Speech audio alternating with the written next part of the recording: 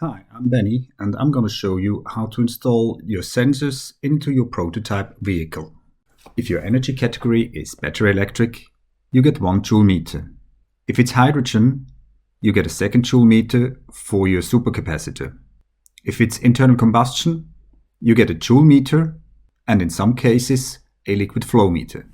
Mount your joule meter inside your motor compartment close to the battery. The little battery symbol on the input shows you which side to choose. On the other side, where you see that little car symbol, you connect your vehicle's electrical system. The only thing that can tap into before the joule meter is the horn. We don't want to measure how much energy you use for that safety feature. Make sure everything's fused. The only thing that can be left unfused is the starter motor. If you have a supercapacitor in your system, you get a 2nd joule meter, which is marked to use for the supercapacitor. The wiring is very similar as for the 1st joule meter, but this time the supercapacitor is wired onto the input with the battery symbol.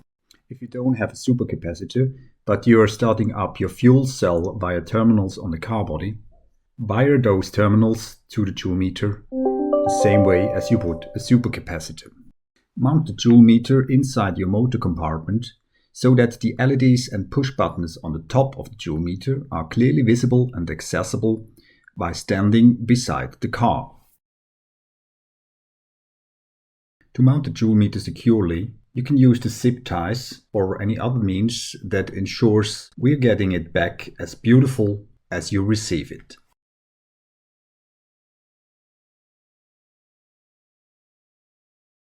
To turn the joule meter on, simply press the push button. The LEDs will show you if everything's green.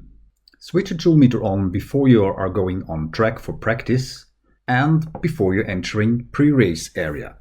Turn the joule meter off only after your results have been recorded. Switching the joule meter off too early results in an invalid attempt.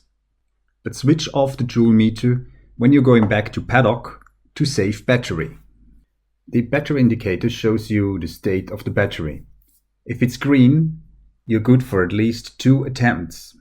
If it turns amber, you can still go out on track, but it might have turned red when you return, and if it turns red, you're not allowed to go on track because you don't have enough energy in the battery left.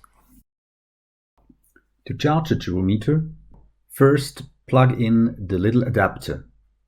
You've got the right orientation of the adapter if you see the little guy, and you've got the right attitude if you follow what he says.